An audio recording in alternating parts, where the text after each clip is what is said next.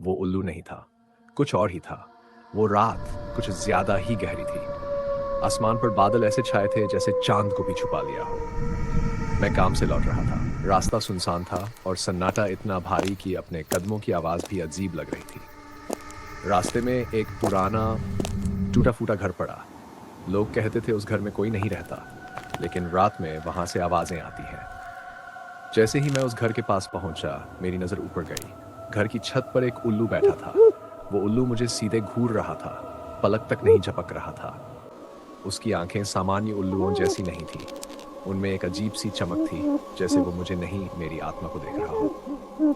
मैंने खुद से कहा, बस उल्लू है, अंधेरे की वजह से डर लग रहा है। मैंने उसे इग्नोर किया और आगे बढ़ने लगा। लेकिन तभी हूं हूं उल्लू जोर जोर से आवाज निकालने लगा, इतनी तेज कि दिल धड़कना भूल गया। हर आवाज के साथ मुझे ऐसा लग रहा था जैसे वो पास आ रहा हो, हालांकि वो अपनी जगह से हिला भी नहीं था। तभी मेरे पीछे से मेरे भाई की आवाज, रुक जा। मेरे शरीर में एक झटका सा लगा, क्योंकि मुझे याद था मैं अगर कोई पीछे से आवाज दे तो कभी पलटकर मत देखना, खासकर तब जब रास्ता सुनसान हो। मैंने कदम रोक लिए। दिल जोर जोर से धड़क रहा था। आवाज फिर आई, इधर देख। लेकिन इस बार वो आवाज मेरे भाई जैसी नहीं लगी। उसमें एक खिंचाव था, जैसे कोई जानबूझकर उसकी नकल कर रहा हो। मैंने खुद को समझाया, शायद भाई ही होगा, डर की वजह से ऐसा लग रहा है। और फिर हाँ, मैंने सबसे बड़ी गलती कर दी। मैंने पीछे मुड़कर देख लिया। मेरे पीछे कोई नहीं था, सिर्फ वही पुराना घर और उसकी छत पर बैठा वो उल्लू। लेकिन अब वो उल्लू छत पर नहीं था, वो जमीन पर था। और अब वो उल्लू जैसा दिख नहीं रहा था।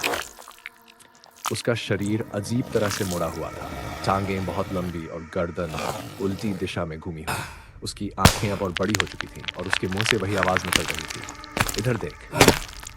मेरे पैर सुन्न पड़ गए। तभी मुझे महसूस हुआ मेरे कान के पास कोई सांस ले रहा है, धीमी, ठंडी, सड़ी हुई बदबू के साथ। और उसी पल मेरे कान में फुसफुसाहट आई, मैं उल्लू नहीं हूं, मैं सिर्फ रात में आवाज बदलता हूं। मेरी चीख निकलने ही वाली थी कि अचानक सब गायब हो गया। मैं जमीन पर बैठा था। सुबह हो चुकी थी। लोग मुझे उसी पुराने घर के पास बेहोश पाए थे। आज भी जब रात में कोई पीछे से आवाज देता है, मैं पलटकर नहीं देखता और उस रास्ते से आज तक नहीं गया। क्योंकि मुझे पता है वो उल्लू नहीं था, कुछ और ही था। वो कुत्ते नहीं थे। ये बात मेरी और मेरे भाई की है।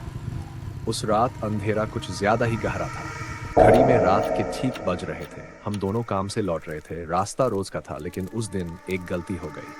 हम श्मशान वाले रास्ते की तरफ मुड़ गए। अचानक मुझे याद आया, आज पूर्णिमा की रात थी। जैसे ही श्मशान के पास पहुंचे, हवा अचानक ठंडी हो गई। बाइक चल रही थी, लेकिन दिल जैसे किसी ने पकड़ लिया हो।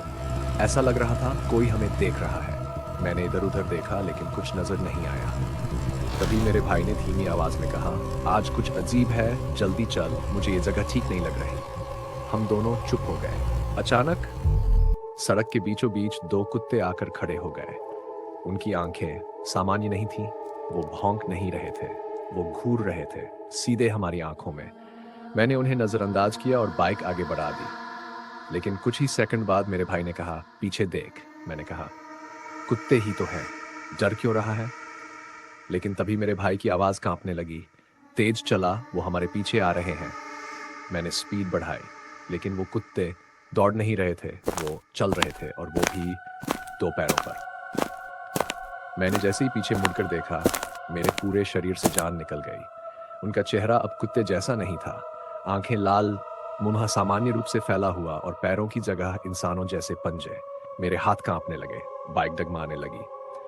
मेरे भाई ने चिल्लाकर कहा, आगे देख, पीछे मत देख। लेकिन तब तक देर हो चुकी थी, क्योंकि उसी पल मेरे कान के पास किसी ने फुसफुसाकर कहा, पूर्णिमा की रात जो हमें देख ले वो वापस नहीं जाता।